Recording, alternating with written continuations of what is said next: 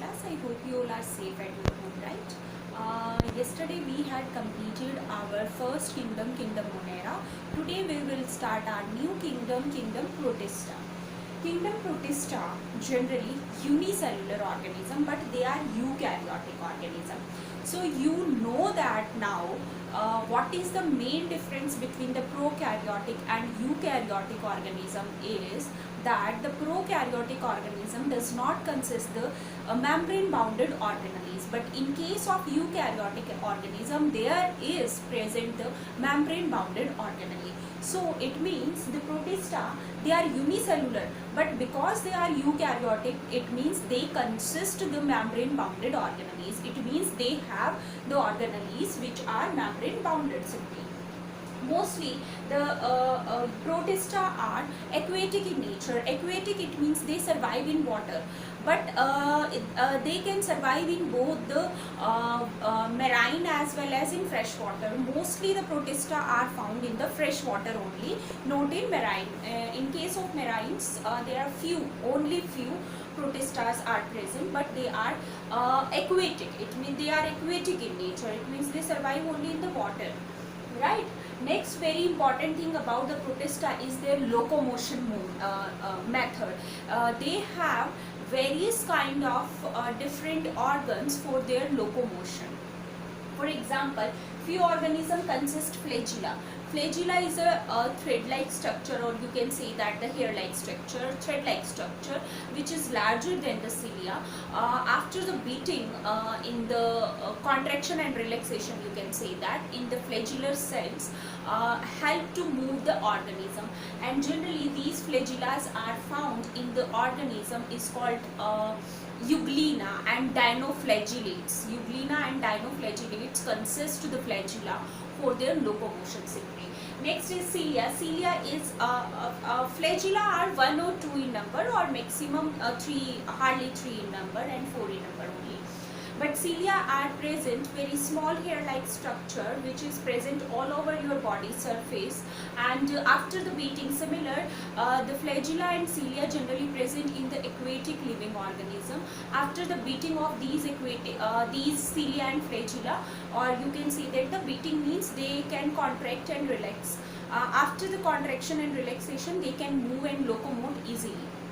Generally these cilia are present in case of paramecium. You know about the paramecium and the structure of the paramecium. The entire body surface consists of small hair-like structure is called cilia, which actually help in the locomotion because they do not have any kind of limbs for the locomotion. So these flagella and cilia actually help in the locomotion. Next is the pseudopodia. This is a very common example which is present in the amoeba. Amoeba have false foot. Pseudo means false, podia means feet. They have false feet. It means the structure of amoeba is irregular. According to the situation and according to the requirement, they can change their body and make the false foot for the locomotion. Next is the metaboli. This is also occur in the euglena, and these you can say that the movement, contraction and relaxation movement in the body, and which help in the locomotion actually. So it is also found in the euglena. One very more important thing about the protista is the mode of nutrition. They have various kind of mode of nutrition, and on the basis of various kind of mode of nutrition, they are further divided into various classes. So they are holophytic in nature. Holophytic means they perform photosynthesis. They are saprophytic in nature.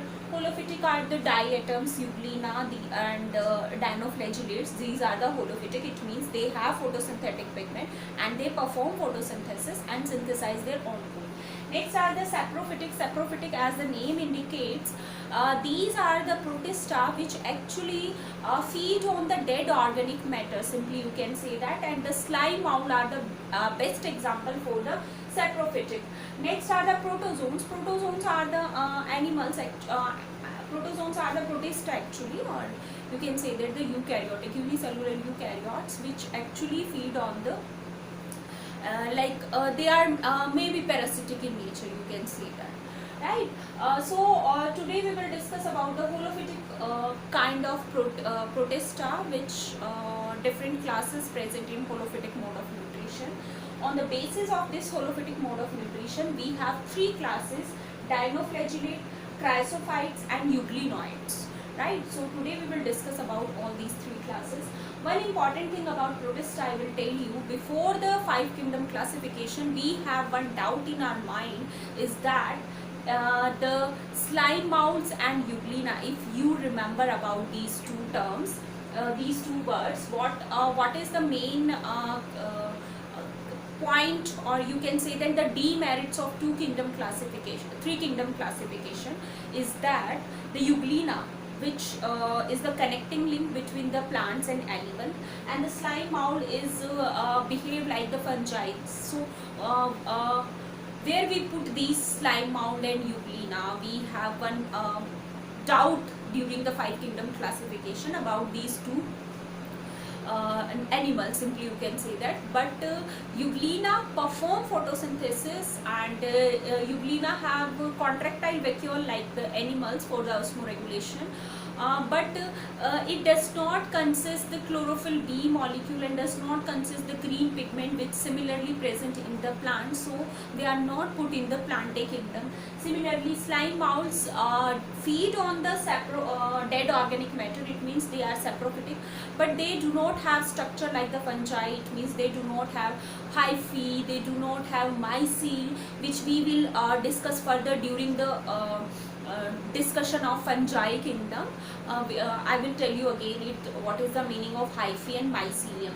So that's why, because these have characters of fungus and algae, but because they are unicellular, they are not multicellular organism, they are not put in the kingdom Plantae and kingdom fungi. Because of their unicellular characteristics and resemblance of their character with some Protista features, so these two are put in the kingdom Protista, euglena and slime mould. I will tell you about the euglena and slime mould. Because of these reasons, they are put in the kingdom Protista. Okay, now we will discuss about the various classes of helophytic mode of nutrition. It means these animals perform photosynthesis. First is the dinoflagellate. As the name indicate, dinoflagellate, it means these are the Protista which have flagella and which have 2 flagella, dinoflagellates, right? These are unicellular, motile, because they are flagella. It means they can easily move and they can easily locomote. It means they are motile. Motile means who can move. It simply you can say that. Who can easily change their position from one place to another. That kind of living organism are called motile. Right, they are maximum, they are present in fresh water only. They are aquatic, but they are present in the fresh water. Their cell wall is made up of simply cellulose, and this cell wall is called theca. Theca is generally term we will use for the cell wall in case of the plants also, right? So theca means the cell wall, the outer layer you can say that, and which is made up of cellulose. So that's why we can say that, because plants also a cell wall which is made up of cellulose. So because of few characters we have doubt where we put these animals, in the Protista or in the Plantae, right? But they do not have same features or same characters or same traits which are present in the plant, so they are put in the kingdom Protista. Next, they have a special quality also. In their cell wall there are 2 grooves are present. Groove like mean depression, you can say that. Like this is your cell membrane, and if like this, these are the grooves. Groove are the little depression is there present, right? In their cell wall there are 2 type of grooves are present, is the transverse groove and the longitudinal groove. And the transverse groove is called annulus, and the longitudinal groove is actually called the sulcus. Actually, in these grooves the flagella of dinoflagellates are embedded.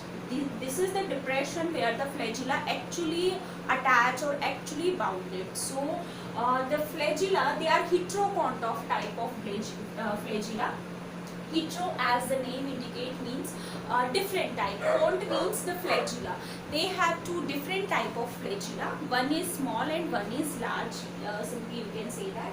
So one flagella is attached on the sulcus, which is the smooth and narrow kind of flagella, and one flagella is attached at this groove is called annulus groove, which is the rigid and rough kind of flagella, right? So they have two different kind of flagella, which is present into the two different grooves, the transverse groove and the longitudinal groove. Because they have two different type of flagella, that's why it is called the heterocont. Heterocont means which have different type of flagella, which have different type of structure. It means they are not similar in size, they are not similar in structure, because one is rough and one is smooth. It means they are two different type of flagella. Due to flagella they locomote simply, है ना? So flagella orientation means flagella move in either in the clockwise direction or in the anti-clockwise direction, and in few cases in both the direction they can move. But in case of the dinoflagellate, the orientation of the dinoflagellate flagella is in on one side, on the right side only. So that kind of orientation is called Wringling vipes. Wringling vipes, they can move only in this direction. The flagella can vibe only and can orientate only in one direction. So that kind of orientation is called Wringling vipes. Next very important thing about, because they are helophytic, it means they have photosynthetic pigment, they perform photosynthesis. So they have photosynthetic pigment of chlorophyll A, C, not B. In plant B is present. Alpha carotenoid and xanthophyll, these are the photosynthetic pigment which is present in the dinoflagellate. They also have reserve food material, which is the carbohydrate and oil, but in case of plant this reserve food material is the cellulose simply, right? They also have non-contractile vacuole. Non-contractile vacuole actually behave as an excretory system in the lower organism. It means they maintain the osmoregulation in their body. Osmoregulation is maintained by the contractile vacuole in case of lower organism, right? Asexual reproduction is generally by the cell division. After the division of the cell, a protective layer is formed around the daughter cell is called the cyst wall, and under the favorable condition this cyst wall is burst up and the new organism develop, right? Sexual reproduction occur by two different processes, isogamy and anisogamy. Gamy means gametes, iso means same, aniso means different. It means there are two different processes of asexual reproduction according to different organisms. In few organisms, the male and female gamete, which are same, identical, we cannot differentiate who is the male gamete and who is the female gamete simply. So that kind of sexual reproduction is called isogamy. Anisogamy means the gametes are different in size, different in shape, right? In case of anisogamy, actually the female gamete is large in size and male gamete is small in size. So the gamete in which we can differentiate easily, that kind of sexual reproduction is called anisogamy, right? Next one very important point for 1 mark question, the red tide formation, the Red Sea formation occur by Gynolex is a protista, is a dinoflagellate which make the sea or ocean red in color because of their pigment. So this is all about the dinoflagellate, is a very easy. Next class is the chrysophytes. These are they include generally the golden algae. It means algae means which perform photosynthesis. They are like algae, right? But their color is golden kind of, that's why they are called golden algae. So they include mostly the golden algae and the diatoms, right? These are the diatoms, the organism you can say that, which are the producers of the ocean, you can say that. Like plant are the producers in terrestrial area, similarly diatoms are the producer. It means the maximum organic compound which is produced by the producer is half out of this, half half is produced by the diatom. It means they are the producers which produce in large amount the organic compound in the aquatic region, right? Their cell wall is generally made up of silica, which is called the frustrulae, right? And one very important thing about the diatom is that they are the sewage indicator. It means the sewage content become increase in the ocean or in the water, they start disappear. It means they cannot survive in the polluted water. If this pollution is increased in the water, they start to reduce up or disappear. You can say that the degenerate. You can say that they start to disappear simply. They are non-flagellate. These are the halophytes where the flagella are absent. Right? Okay, their cell wall is made up of silica, which is called frustrulae. One more thing about their cell wall is that they have two overlapping. It means inner and outer layer is present in their cell wall. The inner is called apitheca and outer is called the apitheca and the inner is called the hypotheca. Theca means cell wall. You know that the theca means the cell wall. Api means inner side, outer side, and hypo means the inner side. So their cell wall made up of two different overlapping of layers. The photosynthetic pigment is chlorophyll A, C, beta carotenoid, xanthine, and their reserve food material is the oil.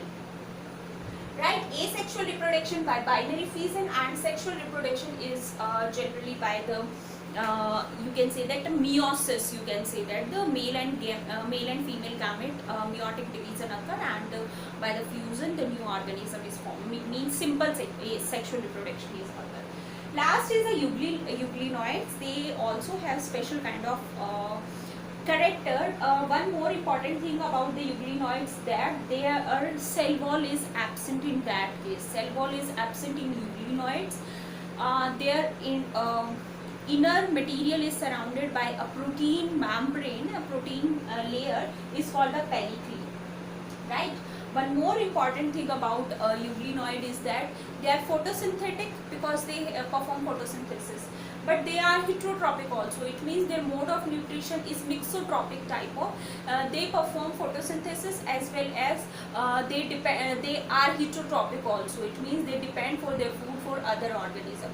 So euglena actually have two different kind of characters, plants as well as animals characters they show actually. So it was a debate during the 5 kingdom classification where the euglena has placed actually, because it behave like plant also and it behave like animal also. So after this a separate class is formed of euglena. This is the euglenoids, which is are under the kingdom Protista, right?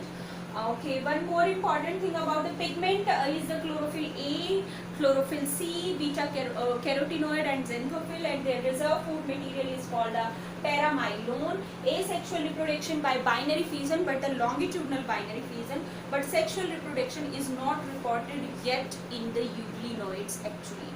It means they perform only asexual reproduction.